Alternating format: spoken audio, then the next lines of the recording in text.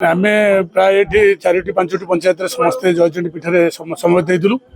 आमर मानवर बिंजारपुर विधायिका आमको आसी प्रतिश्रुति देले आमर जो असुविधा अच्छी आमर टार्गेट आसीपारूना कूपन कटिजार चाषी भर संख्या जो कूपन कटिगले आम धान दे पारूना एथर चाषी जो अदिनिया वर्षार एत खर्चांत आम हो जहाँ अमल कराला 3 गुण खर्च अमल कराई बहु लोक कूपन कटि जाइए जहाँ कूपन आसी टार्गेट दे न आसो धान बहुत माइनस होपारे ना तेणु आमर विधायिका प्रतिश्रुति देले 2 दिन समय दिगला जे संपूर्ण टार्गेट केन्द्र आसो मिलर मैंने धान उठाऊना नियमित भाव में धान उठेबे जदि यह विफल है सी ताले आम जदि विफल हुए आम सूचना देवे सूचना देले आम जो कलेक्टर लिखित आकार देचु 24 तारीख भितर आम जब संपूर्ण टार्गेट न आसे 25 तारीख आम रास्ता रोक करूँ जदि यह फिलअप न हुए 25 तारीख रास्ता रोक करने समस्त चाषी मैंने निष्पत्ति नेचु किंतु आम विधायक आम प्रतिश्रुति देले मुझे भावुची से कहले द्वारा निश्चित भाव में समस्या समाधान हो पार ना आमको सूचना देवे ये भरसा आम रही। प्रथम कथा आम चाषी 3टा डिमांड प्रथम टोकन कटि जाइए टोकन केमिति रहिबो द्वितीय पॉइंट अच्छी जी टार्गेट अच्छी टार्गेट अनुसार धान जावा उचित और मिलर धान नवा उचित तापर पूर्व ये सरकार आम कही कटिंग छटिल हेनी तार मिलर मन इच्छा कटिंग छटी कर 5 किलो को 7 किलो को 12 किलो जहाँ मन इच्छा कर ठीक ढंग से मिलर आसुना और मिलर पर आम अनुभव कर कलेक्टर अंकुश ना सरकार अंकुश नहीं मिलर इच्छा इच्छा न आसुना से दृष्टि आम माननीय विधायिका आसी आम दृढ़ प्रतिश्रुति देले आम या पूर्व कलेक्टर भेटिलु मलना मत कहले जदि एक न हुए आम 25 तारीख राजस्व ओह्लैबू आईन मान करूँ चाषी मान को लेकिन चाषी मान सहित एकमत अच्छा चाषी मान समस्त वर्षकर समस्त इनकम सब रबी फसल लगे जब से न जाती समस्त भविष्य अंधार हो आपण माध्यम कहूँ आपण माध्यम कहूँ आपण माध्यम कहूँ जमी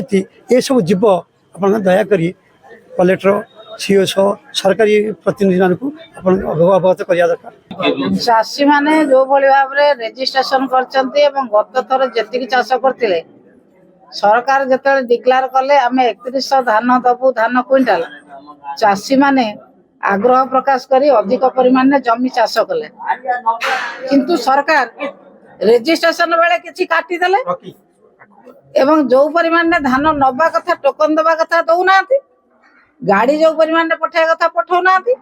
कटिन छटिन कहते बंद करने चाषी कहते जड़े भाई कहते 12 केजी पर्यंत धान कटिन छटिन कर सबु प्रकार समस्या चाषी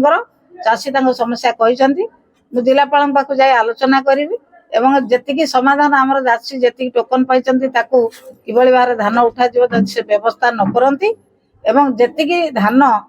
सर्वे हवा कथा सर्वे ठीक टाइम रे न होबारु चाषी जमी कम धान देखा जाइए से कथा को समाधान करने को चेष्टा करूँ आम जिलापाल जदि आम कथा न शुणती चाषी भाई मान तो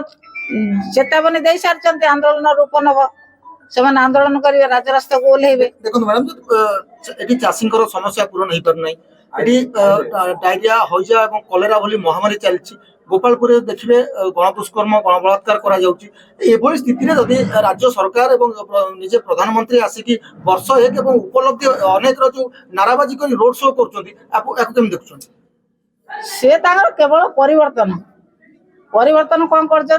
मंदिर पैसा दलु से टुलु तार रंग मारी परिवर्तन देदेला परिवर्तन रंग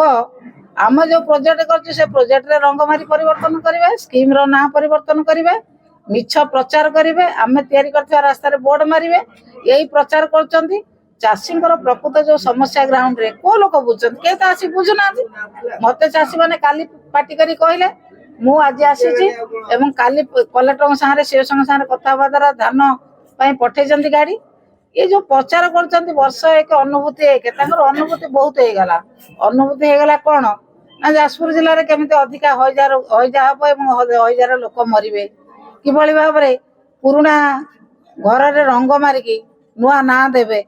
कि भाव में नारी निर्यातन अधिका हम कि भाव में चाषी मान कटिन छटिन अधिका हम चाषी मैंने हैरान हे चाषी मैंने धान बिक्री करें ना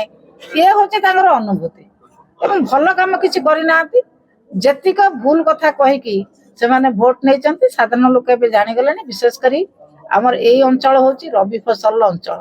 ଏଠି ଶାରଦ ଧାନ ହୁଏନି। ଏମାନେ ଟାଇଚିନ୍ ଧାନ ଉପରେ ନିର୍ଭର କରନ୍ତି ଏବଂ ବହୁ ପରିମାଣରେ ଚାଷ କରନ୍ତି। ଚାଷୀମାନଙ୍କୁ ସମସ୍ତ ପ୍ରକାର ସହାୟତା, ଡ୍ରେନେଜ କଥା କୁହନ୍ତୁ, ମୁଁ ସବୁବେଳେ ଆଲର୍ଟ ଥାଏ ଏବଂ ଡ୍ରେନେଜର ପାଣି ଆସିଲା କି ନ ଆସିଲା, ଲାଇନ୍ କୋଉଠି ରହିଲା ନ ରହିଲା ଏବଂ ଚାଷୀଙ୍କର କ'ଣ କ୍ଷୟକ୍ଷତି ହେଲା ସବୁବେଳେ ମୁଁ ଆଲର୍ଟ ଥାଏ। କିନ୍ତୁ ଆଜିର ଯୋଉ ସରକାର ଚାଷୀଙ୍କୁ ଖାତିର କରୁନାହାନ୍ତି। ଚାଷୀଙ୍କୁ ଯୋଉ ଲୋଭ ଦେଖାଇଥିଲେ ସେ ଲୋଭର ବଶବର୍ତ୍ତୀ ହେଇକି ଚାଷୀ ଯେତେ ଉତ୍ପାଦନ ଅଧିକ କଲେ ବି ଚାଷୀଙ୍କୁ ତାଙ୍କର ସୁଫଳ ମିଳୁନାହିଁ। ସରକାର ଅଯଥା ମିଛ ପ୍ରଚାର କରୁଛନ୍ତି। ତାଙ୍କର ପ୍ରଧାନମନ୍ତ୍ରୀ ହୁଅନ୍ତୁ, ମୁଖ୍ୟମନ୍ତ୍ରୀ ହୁଅନ୍ତୁ, ସେ ମିଛ ପ୍ରଚାରରେ ମାହିର। ମିଛ କଥା କହିକି ଲୋକଙ୍କଠୁ ଭୋଟ ନେଇଛନ୍ତି, ଲୋକଙ୍କୁ ଯେତେ ପ୍ରକାର ନିର୍ଯାତନା ଦେବା କଥା ଦଉଛନ୍ତି।